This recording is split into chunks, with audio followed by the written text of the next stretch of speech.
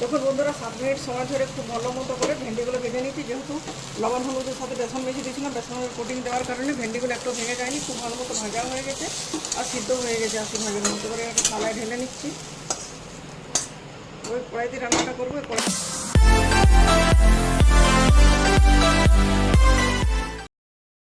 নমস্কার বন্ধুরা, আপনারা কেমন আছেন? আশা করি আপনারা সকলেই ভালো আছেন। আজ একটা মজার রান্নার রেসিপি আমি আপনাদের সাথে শেয়ার করব।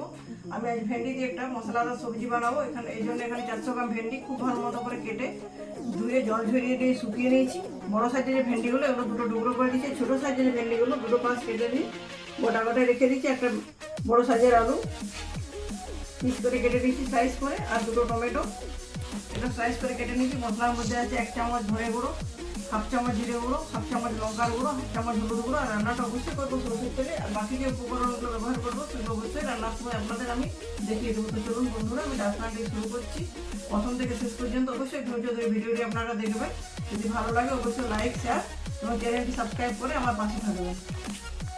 রান্না শুরু করার জন্য গ্যাসের ওখানে বসে দিচ্ছি কড়াইতে দিয়েছি সরষের তেল। তেলটা দেখুন খুব ভালো মতো গরম হয়ে গেছে, ধোঁয়া উঠছে।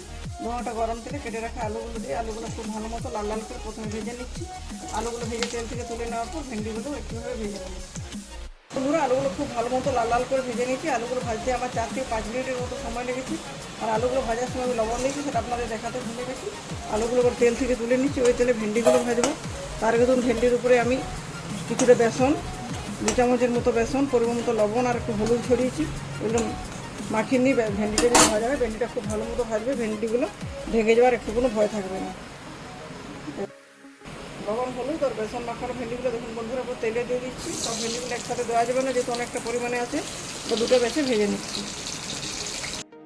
দেখুন বন্ধুরা 7 মিনিট সময় ধরে খুব ভালো মতো করে ভেন্ডিগুলো ভেজে নিচ্ছি। যেহেতু লবণ হলুদের সাথে বেসন মেখে দিয়েছিলাম, বেসনের কোটিং দেওয়ার কারণে ভেন্ডিগুলো একটু ভেঙে যায়নি, খুব ভালো মতো ভাজা হয়ে গেছে আর সিদ্ধ হয়ে গেছে 80 ভাগের মতো করে। একটা থালায় ঢেলে নিচ্ছি।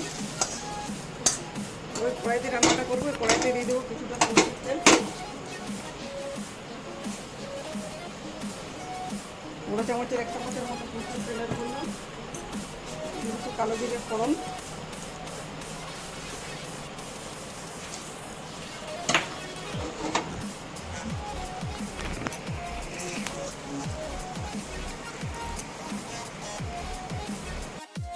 ফোড়নটা খুব ভালো মতো ভাজা হয়ে গেছে। এরপর ওই তেলে কেটে রাখা টমেটোগুলো ভেজে নিচ্ছি।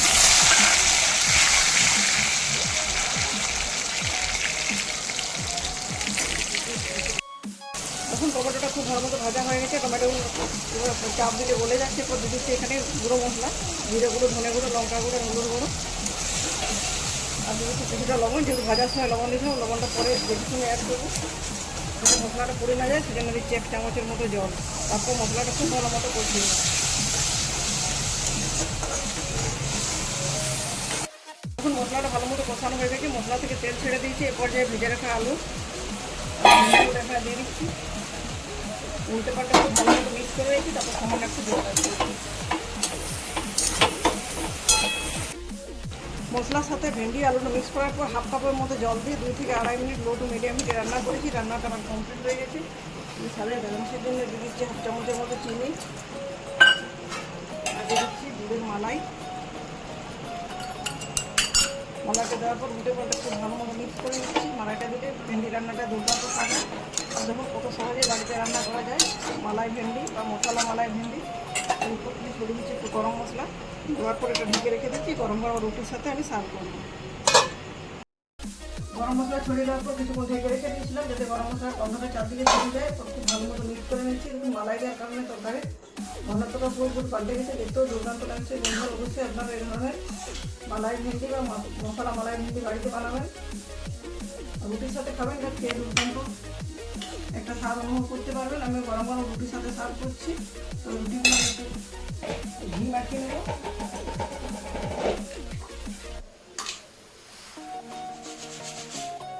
রুটিগুলো গরম অবস্থাতে ঘিটা মাখাবেন। রুটিগুলো ঠান্ডা হয়ে যায়, ঘি কোনো মাখানো যাবে না, কারণ যেহেতু এখন ঘি সবাই জমিয়ে রাখে ফ্রিজে, সেজন্য ঘিটা করতে চায় না সমাজে। তো বন্ধুরা, আমার রেসিপিটি কেমন লাগলো অবশ্য কমেন্টের মাধ্যমে জানাবেন। বাড়িতে একবার ট্রাই করবেন। আপনাদের মূল্যবান মতামত আমাকে এগিয়ে যেতে সাহায্য করবে। তো বন্ধুরা, আজকের মতো এই পর্যন্ত। পরের দিন দেখা হবে নতুন কোনো রেসিপির সাথে। ধন্যবাদ।